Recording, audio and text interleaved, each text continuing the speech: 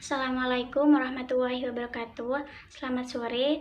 Perkenalkan, saya Nur Laila, NIM 1909 1030 2031. Di sini saya ingin mengumpulkan tugas mingguan mata kuliah Gerakan Sosial kelas B. Pada kesempatan kali ini, saya ingin mereview sebuah buku yang berjudul Protes Migran, yakni Dinamika Interaktif dalam Mobilisasi Genting. Jadi, buku Protes Migran ini merupakan sebuah buku yang berfokus pada gerakan protes yang terjadi di Eropa. Buku ini dikaryai oleh Elias Steinhelper yang berisi tentang dinamika interaktif dalam mobilisasi genting yang terjadi di Eropa.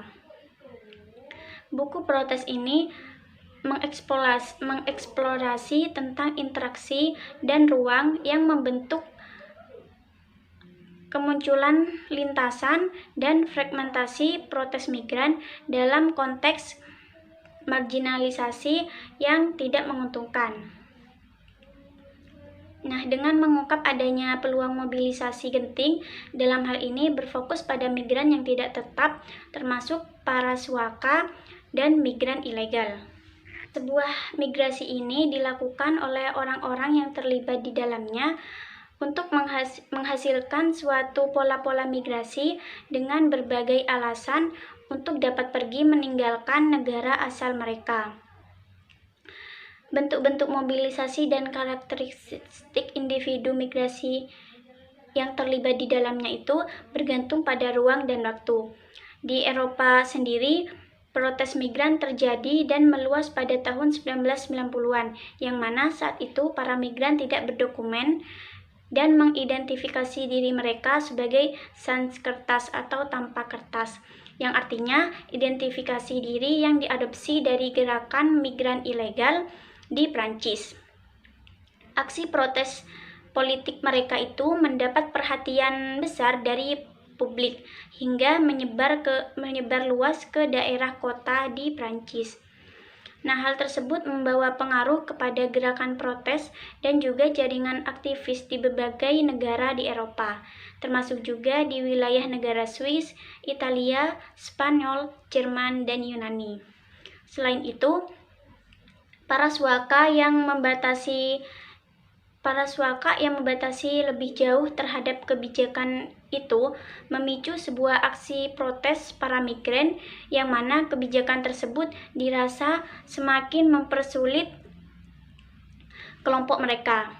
Di antaranya terdapat kebijakan sebagai berikut, yakni terdapat penahanan pencari suaka, wajib adanya persyaratan tempat tinggal, pengecualian dari pasar kerja, perkemahan di daerah terpencil, penangguhan identifikasi keluarga, dan juga kematian deportasi. Gerakan migran hadir untuk menuntut dan mendapat hak-hak mereka. Secara bertahap, gerakan migran ini muncul dari tahun 1970-an di berbagai negara di Amerika Utara dan Eropa, hingga seterusnya mengorganisir beberapa kampanye di tingkat lokal, nasional, dan juga transnasional. Namun, setelah 2 tahun terakhir, barulah menjadi titik balik perjalanan genting para migran yang secara sistematis terlibat dalam perebutan hak dan pengakuan. Dalam 2 tahun terakhir tersebut juga, mobilisasi politik telah lama menjamur di seluruh benua di Eropa, sehingga timbulnya klaim dan juga atas migran genting dimulai dari penghormatan terhadap hak asasi manusia, kebebasan bergerak, akses ke tenaga kerja pasar, protes suaka yang diliberalisasi kritik terhadap migran, deportasi, kematian di perbatasan. Yang kedua yakni tentang migrasi yang bertentangan di Jerman dan Prancis. Jadi, gerakan migrasi tak hanya membawa banyak perubahan di negara Eropa sendiri, tetapi juga di bagian negara Eropa lain seperti Prancis dan juga Jerman. Para migran mempengaruhi baik area protes migran dan orang-orang yang bertindak dan terlibat di dalamnya. Dalam hal ini, terdapat migrasi yang bertentangan dalam konteks hukum, wacana, dan mobilisasi di Jerman dan Prancis.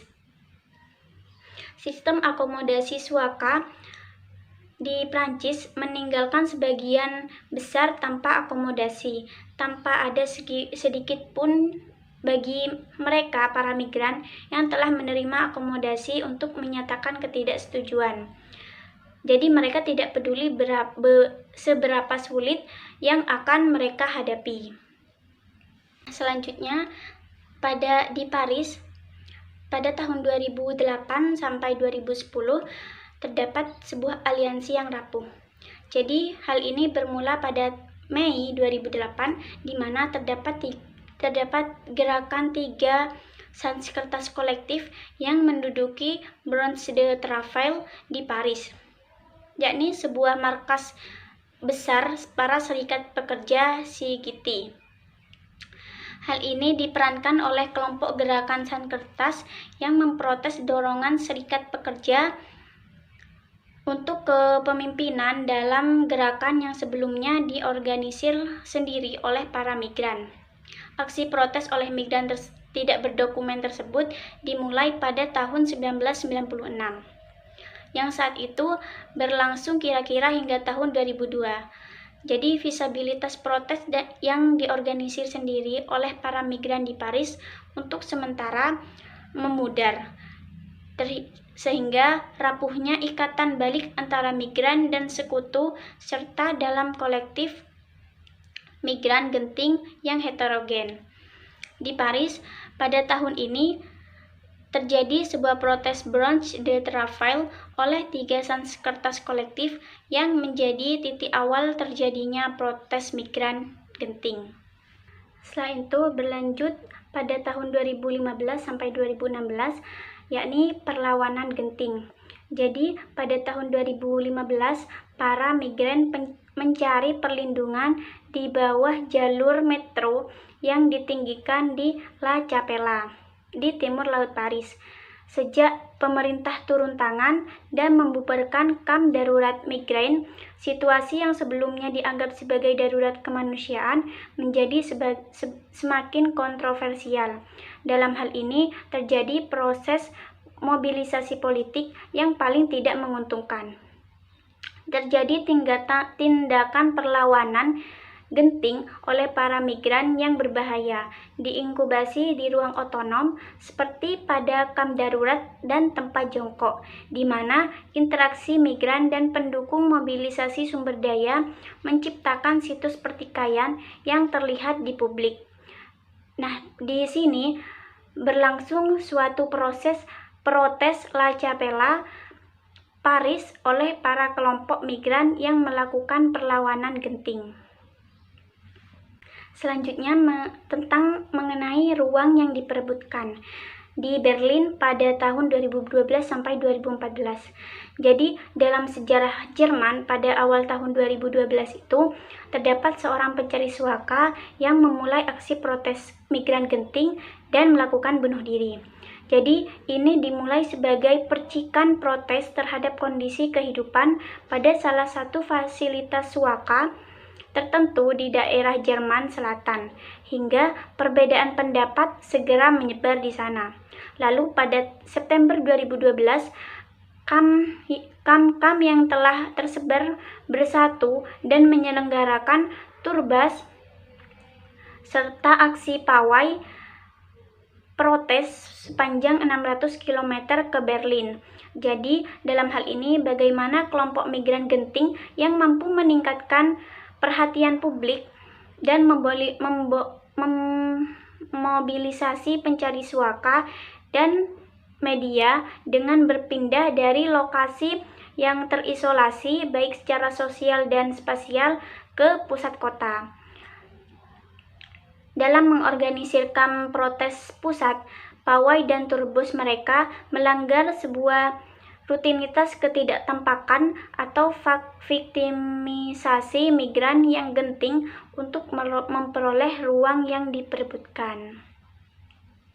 Yang terakhir mengenai tentang nyawa yang terancam. yang terjadi di Berlin pada 2016 hingga 2017. Jadi pada tahun 2016 itu tentang terjadi protes Afghanistan terhadap deportasi, yang mana pada setiap harinya itu pasti terdapat orang yang terbunuh. Jadi orang-orang di sini adalah orang-orang yang tidak bersalah, baik dari kalangan laki-laki, perempuan, ataupun bahkan juga anak-anak. Jadi aksi protes ini terjadi antara kelompok protes Afghanistan dengan pemerintah Berlin.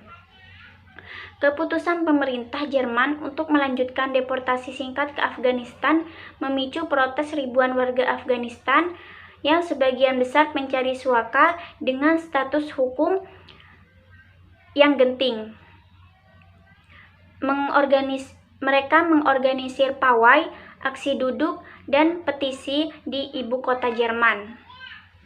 Jadi pada tahun tersebut di Berlin, para kelompok pendukung migran itu mendapat sebuah ancaman nyawa yang eksistensial, berbahaya, dan beresiko dideportasi.